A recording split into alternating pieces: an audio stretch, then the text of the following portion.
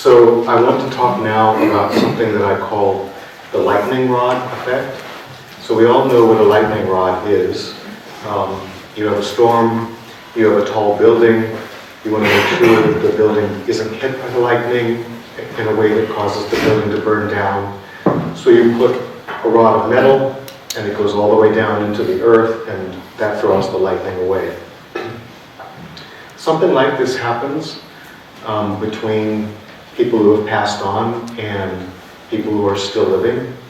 I've experienced it any number of times, and I have given it this name, the lightning rod effect. Some of you might recognize that you've had an experience like this yourself. What it involves is that the people who have passed on need to shed their unexpressed negative emotion and their unfulfilled desires. And it's best, in a sense, if they shed it in physical reality before they go. But if they're not able to do that, they carry it with them on the other side. And if a person is especially open or receptive because of a kind of natural mediumship or empathy that puts you in touch with people who've passed on, the people who have this ability can draw through themselves this unexpressed emotion and unfulfilled desire. And it's a beneficial experience in a sense on both sides, but it's not a pleasant experience. So I can give you an example. One night, many years ago, I had a strong sense of being betrayed by one of my friends. They had said or done something, I don't remember what it was now, that made me feel that our friendship was not really helpful or healthy, and I was very disappointed and very hurt. I took it personally. So that night when I was falling asleep, there was a time when an angel, literally an angel, came and opened up the wall in the side of my room, and there were about 6 dead people, each one of which came into my room and dived into my chest, went through my body. There was kind of a shock in my body, and then disappeared. And each time I could get a little bit of a sense of male or female, whether they were a young person or an older person, sometimes something that they were, something about what they did while they were alive, what kind of person they were, what kind of job they had, very, very quickly.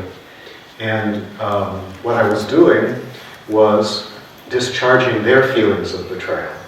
So with the lightning rod effect, you always have to have some element of the emotion that comes through you that you're already experiencing, and then this other effect can come in sometimes. It doesn't happen very often. I say it's not a pleasant experience because some of you who remember the movie Ghostbusters will remember the idea of being slimed, by the ghosts.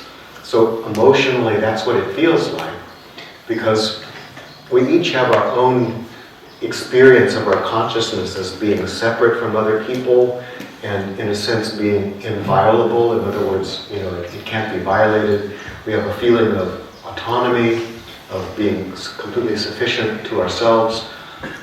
It's really a shock to have the experience of someone else's consciousness even happening near a body for just a couple seconds. And especially if it's, full of this negative emotion or unfulfilled desire. I think the reason that I had these experiences was because there are a lot of people who have them and don't know what they are, and it needed to be named and it needed to be talked about so that people would be able to recognize it if it's something that has happened to them. So my experience, sometimes if I'm feeling very sad about something and crying, it will feel like my hands start to get clenched like this. And then I know that there's an additional level of sadness coming through me. And sometimes with anger, I can feel like I'm losing the sense of touch throughout my arms. And because I'm so angry. But then again, that's another message that there's something else going through me at the same time. Eventually, when I learned what it was, I asked the powers that are out there to close that door because I didn't need it anymore. And it happens only very, very rarely now, like once every 5 or 10 years, instead of a couple times a year. Now, it used to be that the Catholic Church taught that when somebody had died, you could pray for them and that would advance them through purgatory. But in the 1960s, they eliminated the belief in purgatory and this kind of prayer was no longer done. It actually served a really important, you could say, occult purpose, which was it lined up the person who was praying with the person who had died, and some of that unexpressed energy could come through and it wouldn't be disturbing in any way. Now, these discharges can only happen through someone who is an unconscious medium or someone who understands what mediumship is but doesn't know how to control it very well. Also, we sometimes wonder what is the purpose of people who are in a vegetative state, where for many, many years they are existing in life support with machines and so on. And I've been told by teachers on the other side that they can become these lightning rods, that's a kind of service that they end up doing. The soul has gone on, the body is still here, and there's this tendency for souls that are releasing these emotions to be guided to those people. So it's important to understand that this is a fact of nature. It's something that needs to happen. Ideally, we clear all of these negative emotions before we die. I suppose that in Catholicism, confession may be helpful with that. If we don't do it, then on the other side, we may have this experience of needing to shed them through a lightning rod in the physical plane. Most probably a relative. There are some laws that go along with this, which I'll explain in a moment.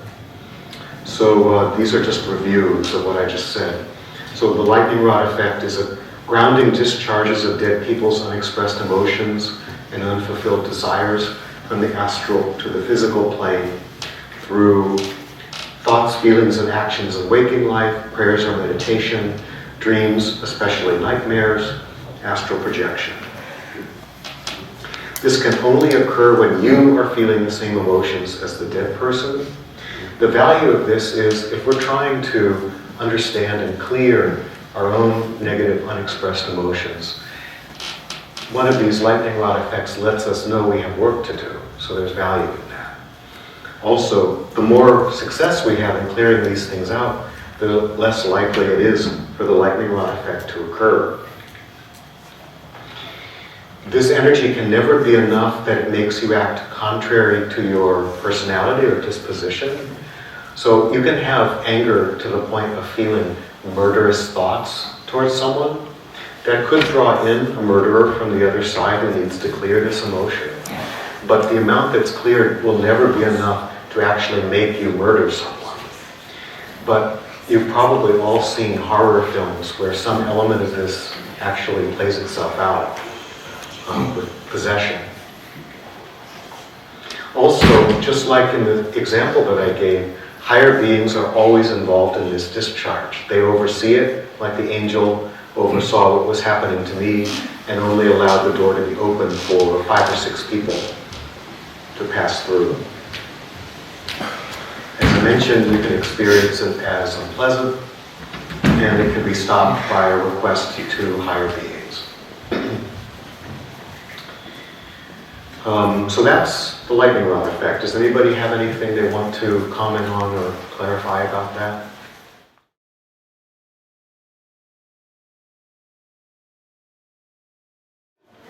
No, the soul is completely gone. It's merely a physical body that ends up being a lightning rod. That's its only function or purpose.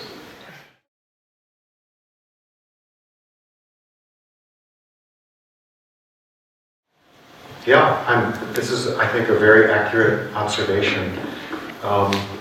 There are many variations on this. For example, someone who experiences Alzheimer's or dementia, they can go through a period when they're fairly lucid and they remember things, and then somewhat later They may be very restless, agitated, they don't remember who you are, they're angry, they lash out, they say nasty things. That would be one of the ways of discharging the unexpressed negative emotions. And then on the other side of that, suddenly, for the last few months, they're very sweet. Almost childlike, but almost like a heavenly experience. So that would be another example of exactly what you're talking about. I meant to share this earlier. It's only partially relevant to what we're talking about, but one of my friends had a stepmother who lived to be into her 90s, and she was a professor, academic, very scientific in her thinking, not very empathetic with other people. But one day she woke up and she said, "I'm dying today," and then she did. So we could all wish for that kind of clarity. So I think it's important to mention that these things happen. She wasn't willing herself to die, she just knew it. So, any other questions or comments? Okay. So what about invisible helpers and hauntings? I think HPB would agree with me. I don't think that hauntings are an actual being in the normal sense, in the sense that we think of. They may involve nature spirits, but they're not necessarily a ghost or spirit of a human being. So what happens with a haunting is some really traumatic experience has happened, and it's as if the environment takes an energetic photograph of it and then keeps replaying that photograph over and over because of a kind of unbalanced energy that's present there. And what it really calls out for is someone coming in who can allow for a discharge of this unbalanced energy in order for the equilibrium, let's call it cosmic equilibrium, to be reestablished in that place. So there can be images of people, because people were probably involved in the traumatic event, and yet the souls of those individuals may not be directly present. Or if they are, it would only be a very fragment of the soul. So in a sense, what's happening here is another version of the lightning rod effect. The haunting is looking for someone who either intentionally or unintentionally will become a discharge point for that unbalanced energy. This can happen in other ways too. So for example, for many, many decades, in a lot of Theosophical societies, there's been a lot of negative thinking and feeling about the third object. So when I started 10 years ago to travel around to talk to people about the third object, I was often encountering a certain amount of resistance from people. They wanted to push me away, they thought I was dangerous, sometimes they even went so far as to say that I was a dark magician. And so I got used to it and I navigated it fine. But everywhere I went, there would be a manifestation of a discharge of this unbalanced energy that had been built up. You might remember that I spoke earlier about samskaras, so that's exactly what I'm talking about again. It's an energetic container. In this case, it filled up with doubt, fear, distrust about the third object. And then when I came near it, because I was talking about the third object, it was an opportunity for the nature spirits to dump it out. So I think it's a kind of healing for the organization where I'm a little bit of a lightning rod in the same way that I've been sometimes for people who have passed on. The most recent example of this was I spoke at a convention in America at the end of April, and it was at a beautiful convention center that was owned by a church. It was in front of a beautiful lake. There was a wooden stand in front of the lake where people would get their pictures taken if they were getting married. So we had our group photographed from the convention there. There were 50 people standing on the platform, and it collapsed while we were standing on it. It only had about this far to go, And so no one was actually injured, although many people were shocked. It just slowly sunk in. So that would be an example of that unbalanced force being released. There was a more dramatic one for me at the Theosophical Society in England, where there was a lot of doubtfulness about the third object. I was doing some work there, and they have a flat on the top of their 4-story building where the Theosophical workers can stay. And so I came up the stairs at the end of the day and closed the door. I was on my way to my room, and all of a sudden I heard a huge crash. So I went back and looked down the stairs, and some of the ceiling had fallen in where I had just passed 2 or 3 minutes earlier.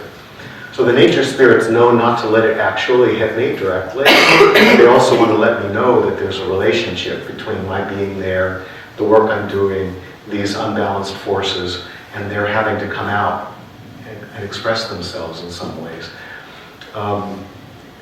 There was even one event where I spoke at in New Jersey, where it was in someone's house. They had a Theosophical library in their house. The heating broke in the morning. It was very cold outside. By the time in the evening where we were speaking, it was fixed, but we all had to wear our winter coats in order to have our program. In the meantime, somebody was coming, one of the leaders was coming by bus. The bus got stuck on an exit and couldn't leave the exit from the highway because of the weather. Somebody else was supposed to pick up someone and some food, and that person didn't arrive for 4 hours, so our food didn't come late. I mean, it was just one thing after another, all focused on this one event. So anyway, I guess you could call that an occupational hazard within the Theosophical Society. So if you're in the area of a haunting and there does exist some kind of unbalanced force, there's a good chance that you'll experience it in the area of your solar plexus. This seems to be the area that's most sensitive to any kind of directed energy that has will behind it. It's said that the third chakra has to do with expressions of our will. And that's one of the very first signs that you're in an area where there is unbalanced force. There may also be such things as a creepy feeling and some fear coming from that. And if it scares you away, that might be a good thing. It might not be a good thing for the unbalanced energy, but you don't necessarily have to be the lightning rod for it. And in fact, you really have to ask yourself that question. As I said, it's ultimately harmless, but it's often not pleasant. And the thing is, if this energy is coming through you, you can't resist it once it starts.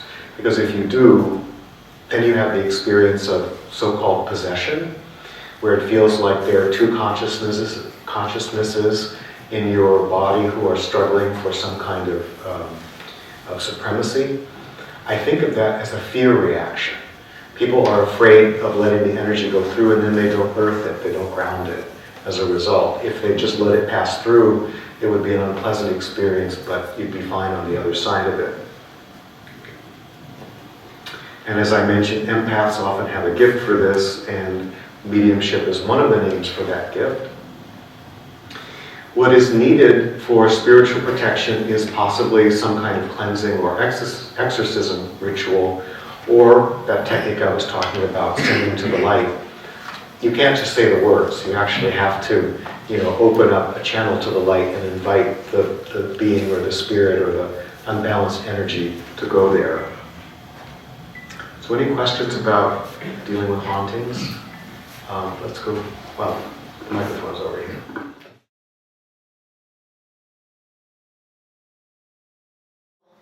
I think it could be several things.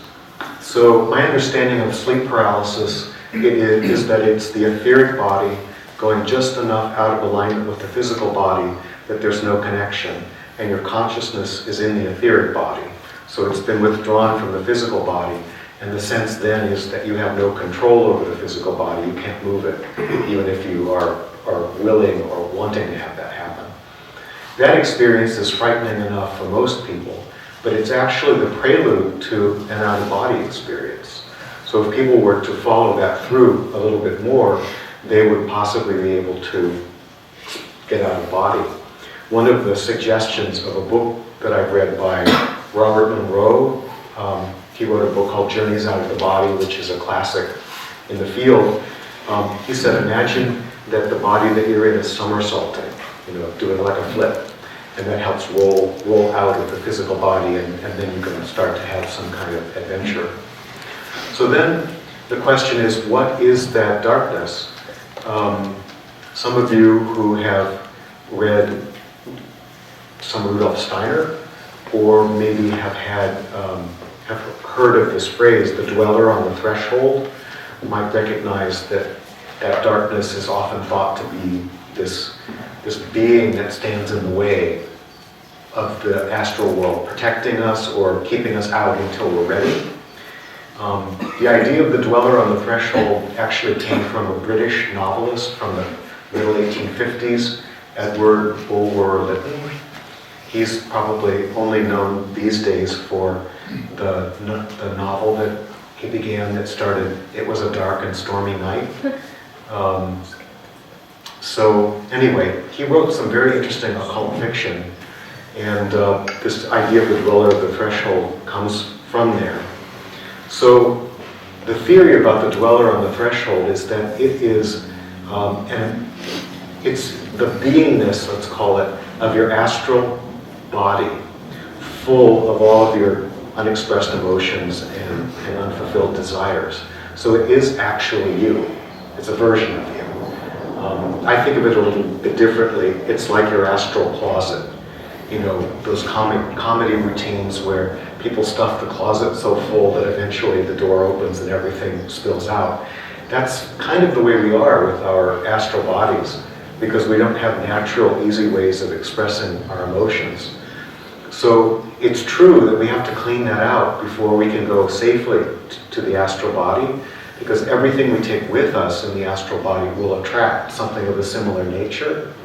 So that personal darkness can attract darkness from the other side, and it can be connected to the lightning rod effect that I was just talking about. So there may be sleep paralysis with nothing like this. There could be sleep paralysis with an astral body full of unprocessed stuff. There could be sleep paralysis with an astral body full of unprocessed stuff and an entity of some kind who's feeding on it or filling it with energy or wanting to discharge through it. So this is one of the reasons why, if you read in the Theosophical books about developing spiritual powers, one of the first things they say is purity. Now, we have wrong ideas of purity, I think. What it really means is clean your astral closet. Make sure there isn't anything that's going to draw to you unpleasant beings. So, how do you clean your astral closet? I have a practice for doing that in my book, The Multidimensional Human. It's essentially a process of breaking down thought forms, and one of the principles behind it is imagining a violet-colored flame that has the power to break down all thought forms, and then just dumping the thought forms in it, in the form of pictures or in the form of feelings, and letting them be burned up. This can actually create a big lightening up of people's moods. I know this from teaching it in my classes.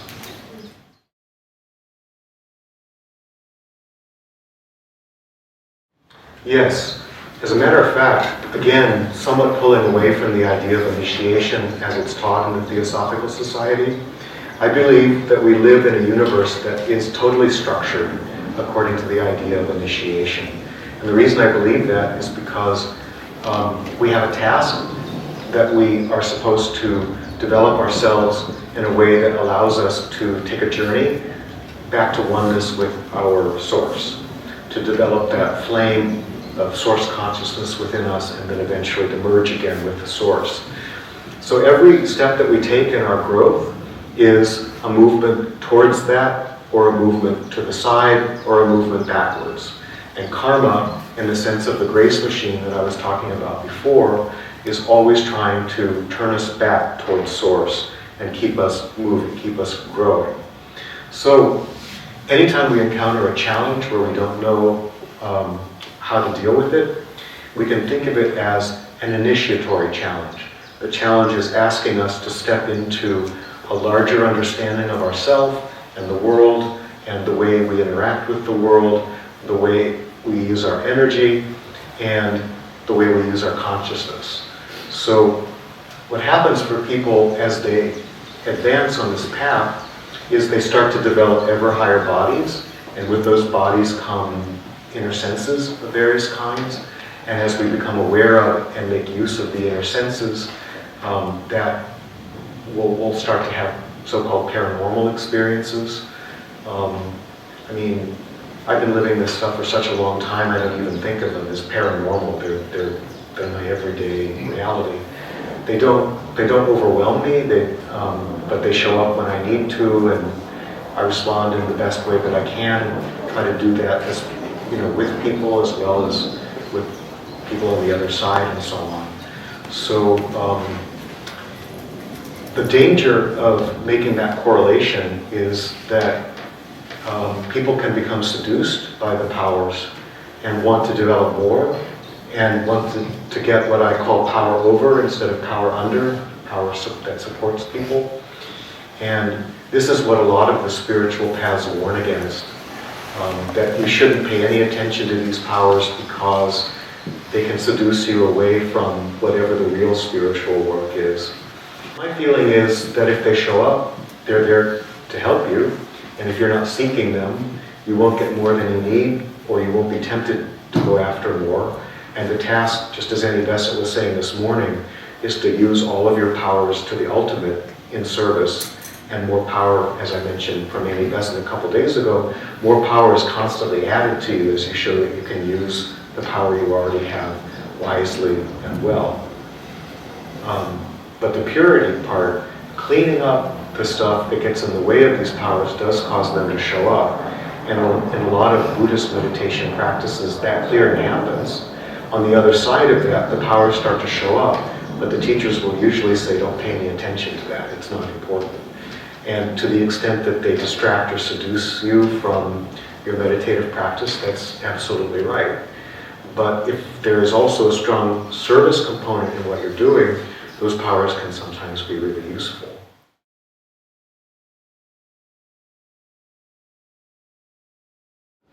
So on the tour that we took of the property, I took you all to the cathedral. And in that area, as I mentioned, there is a power point, which is also a deva. And some people who I've shown that to also feel that there's a great sadness in that area because battles happened in the area of this property. So, based on long experience, what happens, I think, is if there's a power point in the area, a holographic impression is made on the power point. You could also say that the deva is traumatized. The people are long gone, but the deva holds it, maybe because it's a kind of lesson for us not to continue behaving that way, but also that it's an indigestible experience for the deva because they would never involve themselves in such things.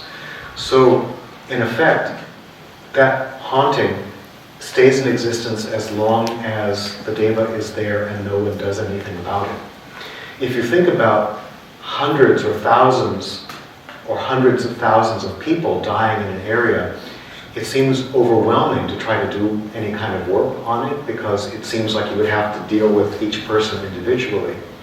But usually it's the deva where the work needs to be done, and once that energy has been cleared, all of the negative vibrations can start to leach away from the land.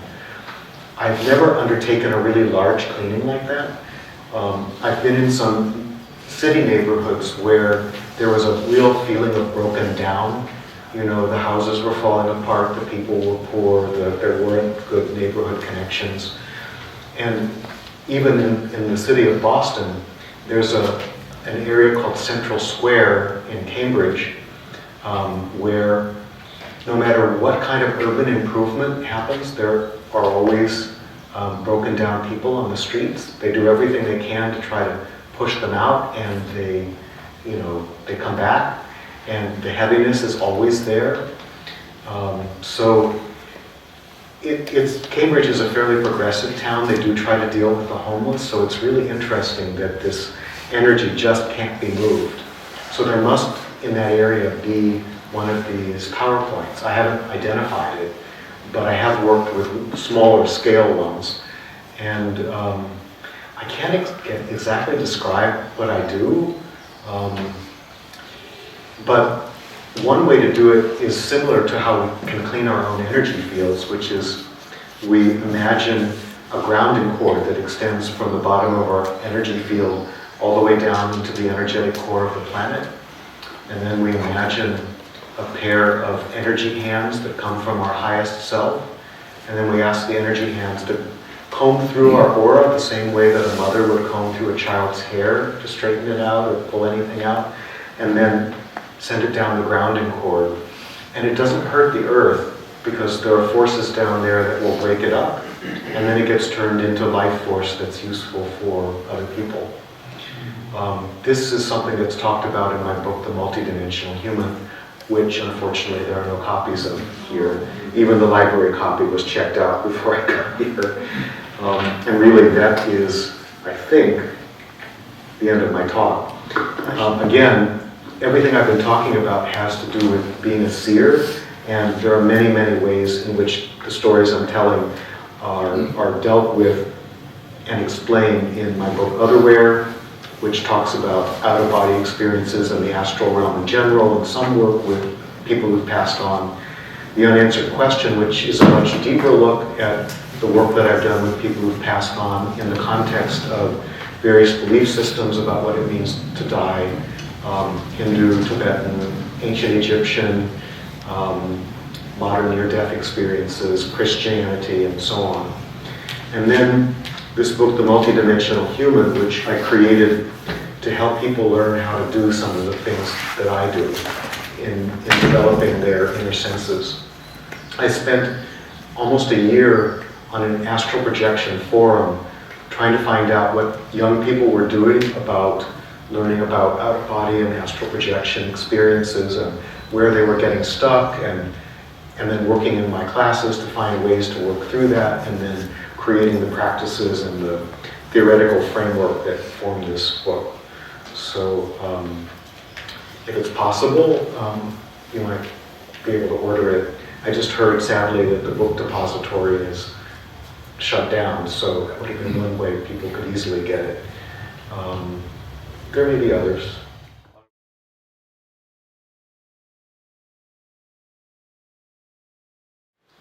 So this is a funny question because I know from my experience on the other side, we make up all kinds of stories about how hard it is to be in touch with them. It's not that hard. The practice that you just mentioned, there is a certain problem behind it because it takes focus, concentration, and will to create that white light. And in effect, it's demanding that the other person be available to it because you are imagining a direct connection to their third eye. What if they're at work, on the other side? What if that's a distraction? So the first thing that I tell people is every thought that you have that's directed towards them gets there. It may not get there right away, but it's sent as a thought form. It'll hang out in their astral inbox until they're ready to take it in, and when they're open, there it is. But they also, on their side, have a constant awareness of what's going on here, at least for a while after death. A number of times after people have passed on, I've found them in a kind of cubicle with a, comfortable, but with a television set that only shows the people that they love so they can watch what's going on. I had a downstairs neighbor who unfortunately committed suicide after living there for 10 years. But I checked in with her after she passed on about a year later. She didn't know what to make of me when I told her that I was a psychic. So when I came and popped my head in the door of her cubicle, she said, "Oh, so you really are a psychic." And I said, "Well, what did you think?" And she said, "Well, I kind of expected someone whose head turned purple and turned around completely, 360 degrees. She had a strange sense of humor. But anyway, she said, you gotta look at this TV. This TV is the most amazing thing. I can look at all of my friends, and whatever horrible thing is going to happen to them, I can see it coming. And then I can see the look on their faces when it hits. So, I mean, obviously, not a very enlightened soul. But anyway, the point is, they're in touch with us. We can be in touch with them. There's always a secret desire for some direct and provable connection. That's something we need to let go of. What I often recommend to people is write a letter. Because in the act of forming your thoughts, in order to project them to the other person, they're strongly focused. You're finding your own clarity while you're doing it. And when you're done with the letter, it probably has already been sent, but you can also burn it as a sort of way of imagining, I guess, that it goes to the astral level, just so that you're complete with it. And some people that I know have felt like they could take another step and ask a question and receive a reply from the person that was passed on. With any kind of asking questions, very simple. What do I need to know right now, and what do I need to do with what I know? That's a kind of question that I would direct to any sort of teacher. Maybe you could do something similar with, what do you need right now? And what can I do for you in terms of that need? And you might get a response back. As Annie Besson pointed out, the way to tell the difference between a reliable, helpful, supportive connection with the other side is you don't get excited about it.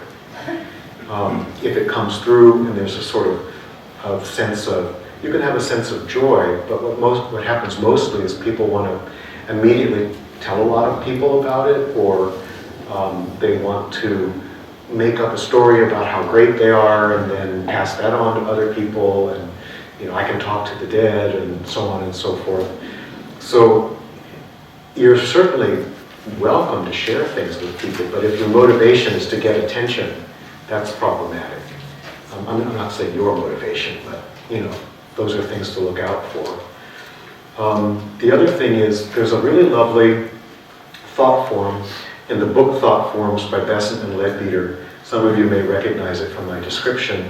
It's a pink heart with angel wings. And it's said to be a thought that you can send other people to give them love and comfort. My understanding of what happens when you do that is the thought form is created, your intention to send it to someone allows it to be taken to them. There's a deva that I would call a messenger deva who actually carries it to them. Then it wraps itself around their aura and it stays there as long as they are not receptive to it. When they become receptive to it, it integrates with their aura and it gets through. I think this is a thing that we can always do for anybody who needs any kind of help, including people who've passed on. And there's nothing coercive or willful about it. It's an invitation to take in this love and comfort if you're ready for it. So, and if you need a visualization of how to construct it in your mind to help you focus your thoughts, that illustration is in thought forms.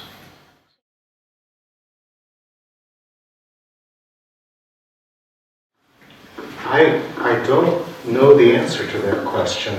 I can understand the motivations from both sides for clinging and for releasing.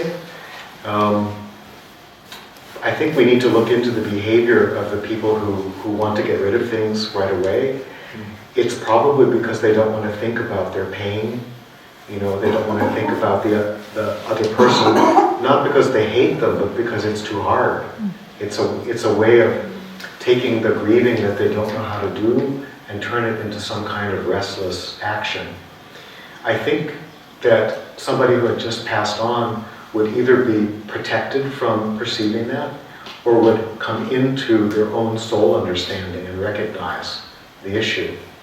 But the whole basis of the idea of cremation is to make sure that there's no body for the soul to come back to, so that that level of clinging is released.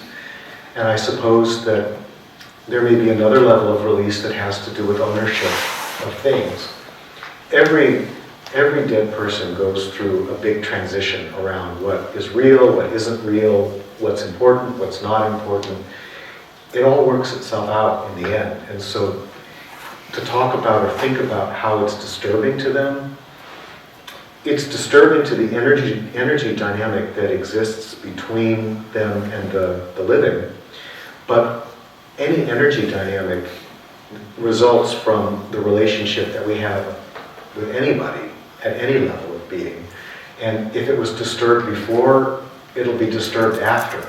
And eventually, everybody will have to figure out what they contributed and what they can do about it and how they can move on. And if they don't, there's another lifetime for that. So from a compassionate perspective, I can't really say. Somebody who won't let go of their bed maybe needed to be pried away from it, you know, and it did happen, but then they went with it anyway because their attachment was so strong. That's just information about a particular energy dynamic or about the ability to perceive it in your case. And in fact, one of the very best ways to deal with all kinds of paranormal experience is that's just information. You will find out what it means or what it's information about later, and then tuck it aside for a while. I was reminded of an experience that I had with one of my students who was driving very far in order to come to class, and so I offered him the possibility of staying overnight at my place. And he was very sensitive, and he was very concerned about whether there were ghosts in my place. And I never asked myself, but I lived in a building that was more than 100 years old, and it was in a very crowded area of town, and conceivably there could be ghosts in it. So that night I slipped out of my body and looked around for ghosts, and I found in the pantry of my kitchen that in fact there was a ghost hiding. Someone not too long ago dead. So I looked at her and I said, well, hello, what are you doing here? And she said, I have a problem. And I said, okay, what problem is that? And she said, I can't go out on the street. And I said, okay, why can't you go out on the street? And she said, it's because of what keeps happening to me. And I said, okay, what keeps happening to you? And she said, watch this. And then she rose up off the floor about a foot, about so much. And then she went back down again. And I said, oh, that's called unintentional levitation syndrome. And she said, oh, what do I do about it? And I said, it means you're dead. And little bit by little bit, I helped her orient herself to the fact that these things happen. But she was so caught up in family and social conditioning about what other people would think about her. She thought that if she went out on the street and rose up, so high, that this would be a social disaster. So, I mean, the stories are as infinite as the number of people, and a question such as the one that you ask is as infinitely varied as the number of people. What is kind or humane about getting rid of people's stuff? Who knows? From the source's perspective, it's just stuff. Our feelings about it are karma. And we'll have to carry that with us regardless of what happens with the physical equivalence of it.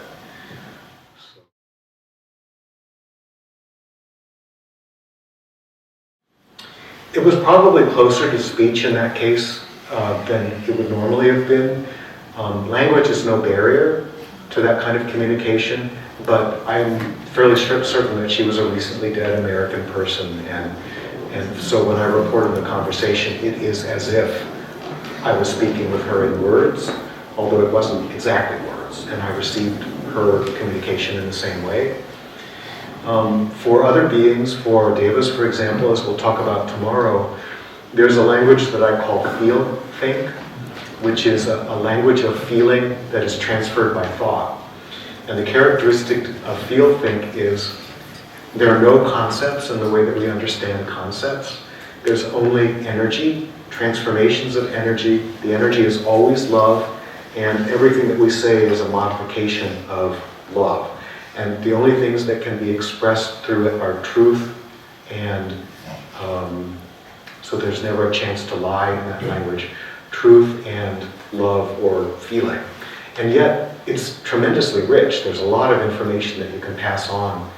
But if you try to say something with 5 syllables in a word, they'll say, I can't hear you, because we're talking from a conceptual mind that's only dealing with surface level meanings.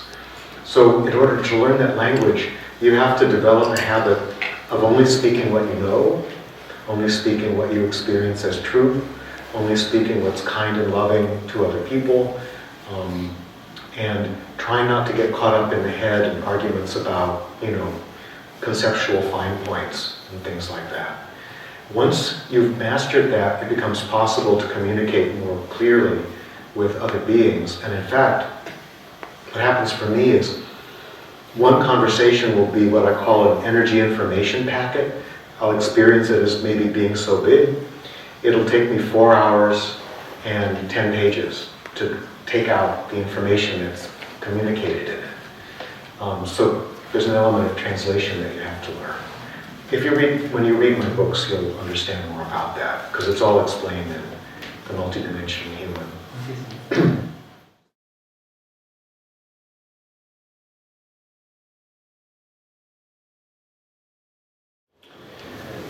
So there's a lot of theosophy behind this answer, as well as my own personal experience. My understanding is that the after-death process is first separation from the body, you can't go back. Second, possibly a short stay in the gray zone. Third, you're in the astral plane in the purgation or catharsis period. Then you spend a little time in the heavenly period. Then you're in the lower mental plane, you go through the deep life review. You look at every element of your life from the perspective of the soul's plans for your growth. And then between the lower mental plane and the upper mental plane is an area where you hang out for as long as you like in what I call a belief structure. So the structure of your beliefs while you were alive, not exactly your personality, but what you believed about what was real in the world. You'll hang out there for a while. After a while, you'll move beyond that into the causal level of being. This is the point where you can have one or several experiences. One is the causal experience of devachan, which is every good intention that you had that couldn't be realized, every good activity that you started that got stopped in some way, everything that could have brought happiness to you and benefit to other people that was blocked in any way. You have a chance to experience all of this, and it's a heavenly, sleepy experience. Some souls who are more advanced will wake up on the other side of that, and they'll actually participate in the process of creating or at least understanding what's happening in their next life. And part of that may be looking back on the life that you've left behind. Part of it may be reflecting on past life themes that you may be involved with, either to work off karma or to take a talent forward to some next step. And then, like my uncle, a past life or future life screening room that gives you some idea of what's going to happen. And then the body is prepared for you. The devas come in, they take what's called a permanent atom, and they place it. So the permanent atom is like the data storage case for all of the information about all of your past lives. There's one for each body. They place it in each body. Each body forms around it for the sake of the next lifetime, and then you're launched into birth. So that's like a quick version of it. So much depends on how conscious you are, how spiritually developed you are at the causal level. That's the level where all the information about our past lives, the Akashic records and so on, that's where that's stored. So if you need to know about past lives, it'll be there. If you don't, it won't be there. If you don't